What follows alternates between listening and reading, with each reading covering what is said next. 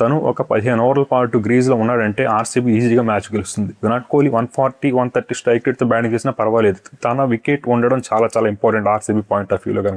Hello friends, IPL 2026లో ఈరోజు ఒక interesting match అయితే జరగబోతుంది. Gujarat Titans versus RCB qualifier 1. గెలిచిన టీం అయితే డైరెక్ట్గా ఫైనల్కి అయితే వెళ్ళిపోతుంది. కాబట్టి ఈ మ్యాచ్లో గెలవాలనే రెండు టీమ్స్ అయితే 100% ఎఫర్ట్ పెట్టి అయితే ట్రై చేస్తాయి. ఓడిపోయిన టీంకి కూడా ఇంకొక అవకాశం అయితే ఉంటుంది. క్వాలిఫైయర్లో గెలిచి మళ్ళీ ఫైనల్కు రావచ్చు. కాకపోతే ఇక్కడ గెలిస్తే మాత్రం డైరెక్ట్గా ఫైనల్కి వెళ్ళిపోతాయి. కాబట్టి ఎలాంటి రిస్క్ లేకుండా మ్యాక్సిమం ఫైనల్కి వెళ్ళడానికి రెండు టీమ్స్ అయితే గట్టిగా ట్రై చేస్తాయి. కాబట్టి ఈ రెండు టీమ్స్లో క్వాలిఫైయర్ 1లో గెలిచి ఫైనల్కి వెళ్ళే టీం ఏది ఒకసారి మనం వీడియోలో డీటెయిల్గా మాట్లాడుకుందాం. ముందుగా ఈ రెండు టీమ్స్ మధ్య హెడ్ టు హెడ్ స్టాట్స్ కనుక చూసుకుంటే ఐపీఎల్లో ఇప్పటి వరకు 8 మ్యాచ్లు జరిగాయి ఈ రెండు టీమ్స్ మధ్య. అందులో ఆర్సీబీ 4 గెలిస్తే గుజరాత్ కూడా 4 గెలిచింది. కాబట్టి రెండు టీమ్స్ మధ్య హెడ్ టు హెడ్ స్టాట్స్ కనుక చూసుకుంటే నెక్ టు నెక్ అయితే ఉన్నాయి. ఈ సంవత్సరం కూడా ఈ రెండు టీమ్స్ మధ్య 2 మ్యాచ్లు జరిగాయి. ఆర్సీబీ 1 గెలిచింది, గుజరాత్ 1 గెలిచింది. కాబట్టి పోటీ అయితే బాగుంది ఈ రెండు టీమ్స్ మధ్య. కాకపోతే ఈ మ్యాచ్ జరిగే ధర్మశాల గ్రౌండ్లో గుజరాత్ టైటన్స్ అయితే ఇప్పటి వరకు ఒక ఐపీఎల్ మ్యాచ్ కూడా ఆడలేదు. అదర్ హ్యాండ్ ఆర్సీబీ టీం అయితే ధర్మశాలలో ఇప్పటి వరకు 3 మ్యాచ్లు ఆడింది. అందులో 2 గెలిచింది, 1 ఓడిపోయింది. అయితే ఆర్సీబీ ఓడిపోయిన మ్యాచ్ ఇప్పుడు కాదు, ఎప్పుడో 2010-11 అప్పుడు ఓడిపోయింది. రీసెంట్గా 2024లో అలాగే ఈ మధ్య పంజాబ్ కింగ్స్తో ఒక మ్యాచ్ జరిగింది. ఆ 2 మ్యాచ్లో కూడా ఆర్సీబీ అయితే ఫస్ట్ బ్యాటింగ్ చేసే గెలిచారు. కాబట్టి ఈ గ్రౌండ్లో ఆర్సీబీకి అయితే మంచి పాజిటివ్ వైబ్స్ అయితే ఉన్నాయి. ఇక ధర్మశాల గ్రౌండ్లో పిచ్ ఎలా ఉండబోతుంది? జనరల్గా ధర్మశాల గ్రౌండ్లో ఫాస్ట్ బౌలర్స్కి అయితే ఇనీషియల్గా చాలా హెల్ప్ అయితే ఉంటుంది. కాబట్టి ఇనీషియల్గా బాల్ స్వింగ్ అవుతుంది. కాబట్టి పవర్ ప్లేలో బ్యాటింగ్ చేయడం అంత ఈజీగా ఉండదు ధర్మశాలలో. కాబట్టి ఓపెనర్స్, రెండు టీమ్స్ యొక్క ఓపెనర్స్ అయితే కాస్త జాగ్రత్తగా ఆడాల్సి ఉంటుంది.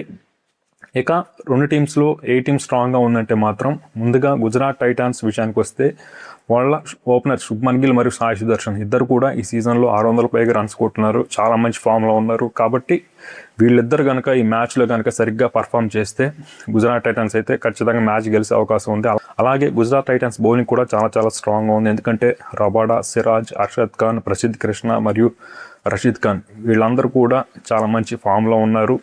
ఎస్పెషల్లీ రబాడా మరియు సిరాజ్ వీళ్ళైతే చాలా బాగా పర్ఫామ్ చేస్తున్నారు. కాబట్టి పవర్ ప్లేలో కనుక ఆర్సీబీ బ్యాటర్స్ని ఇనిషియల్గా అవుట్ చేయగలిగితే మాత్రం ఖచ్చితంగా గుజరాత్ టైటన్స్కి అయితే చాలా మంచి అవకాశం అయితే ఉంది.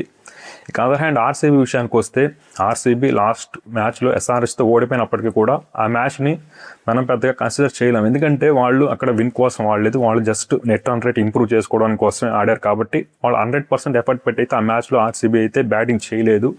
బౌలింగ్లో అయితే ఖచ్చితంగా కాస్త తడబడారని చెప్పాలి. భువనేశ్వర్ కుమార్ మరియు జాష్ హెజ్లోడ్ ఇద్దరు కూడా రన్స్కి వెళ్ళిపోయారు. దాంతో కాస్త టెంటేటివ్గా అనిపించింది ఆర్సీబీ బౌలింగ్. కానీ వాళ్ళిద్దరూ మంచి ఫామ్లో ఉన్నారు. ఈ గ్రౌండ్లో మొన్న పంజాబ్ కింగ్స్ అగైనెస్ట్గా చాలా బాగా బౌలింగ్ చేశారు. కాబట్టి వాళ్ళకి ఎక్స్పీరియన్స్ ఉంది. భువనేశ్వర్ మరియు జాష్ హెజ్లోడ్ వీళ్ళిద్దరు కనుక పవర్ ప్లేలో కనుక రిచ్చిపోతే మాత్రం, ఎస్పెషల్లీ శుభ్మన్ గిల్ మరియు సాయి సుదర్శన్ వీళ్ళిద్దరిని అవుట్ చేస్తే మాత్రం ఆర్సీబీకి చాలా మంచి అడ్వాంటేజ్ అయితే ఉండే అవకాశం ఉంది.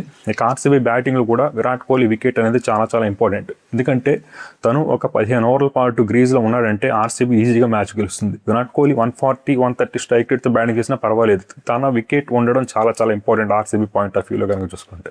ఎందుకంటే విరాట్ కోహ్లీ ఒక ఎండ్లో కనుక నిలబడితే చాలు, మిగిలిన బ్యాటర్స్ అందరూ తన చుట్టూ బ్యాటింగ్ చేస్తారు. ఆటోమేటిక్గా ఈజీగా స్కోర్ అనేది 200 దాటుతుంది. కాబట్టి విరాట్ కోహ్లీ వికెట్ పవర్ ప్లేలో చేదార్చుకోకుండా ఉంటే మాత్రం ఆర్సీబీకి అయితే మంచి అడ్వాంటేజ్ అయితే ఉండే అవకాశం ఉంది.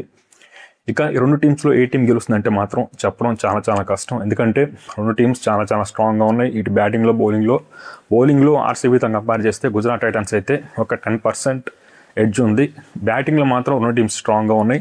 కాకపోతే గుజరాత్ టైటన్స్ మిడిల్ ఆర్డర్ కాస్త వీక్గా ఉంది ఆర్సీబీ మిడిల్ ఆర్డర్తో కంపేర్ చేస్తే. కాబట్టి బ్యాటింగ్లో ఆర్సీబీ కాస్త స్ట్రాంగ్గా ఉంటే బౌలింగ్లో గుజరాత్ అయితే కాస్త స్ట్రాంగ్గా ఉంది. కాబట్టి ఈ మ్యాచ్లో ఎవరు సరైన ప్లాన్స్ వేసి సరైన ప్రణాళికలు రచించి 100% ఎఫర్ట్ పెట్టి ట్రై చేస్తారో వాళ్ళకే మ్యాచ్ గెలిచే అవకాశం అయితే ఉంది. టాస్ కూడా చాలా ఈ రోల్ అయితే ప్లే చేసే అవకాశం ఉంది. టాస్ గెలిచిన కెప్టెన్ మాత్రం కళ్ళు మూసుకొని చేజింగ్కి వెళ్ళిపోతారు. కాబట్టి చూడాలి ఏం జరుగుతుందో. ఒకవేళ ఫస్ట్ బ్యాటింగ్ కనుక చేస్తే ఏ టీం అయినా సరే 220, 230 బోర్డు మీద ఖచ్చితంగా పెట్టాల్సి ఉంటుంది. ఎందుకంటే 200 రన్స్ కూడా ఈ గ్రౌండ్లో సరిపోవు, ఈజీగా చేస్తారు. సెకండ్ హాఫ్లో విపరీతంగా డ్యూ పడే అవకాశం ఉంది. కాబట్టి టాస్ గెలిచిన టీంకి మాత్రం ఖచ్చితంగా చాలా అడ్వాంటేజ్ ఉండే అవకాశం ఉంది. మరి మీరు ఏ టీం గెలుస్తున్నారు అనుకుంటున్నారు? కామెంట్ సెక్షన్లో కామెంట్ చేయండి.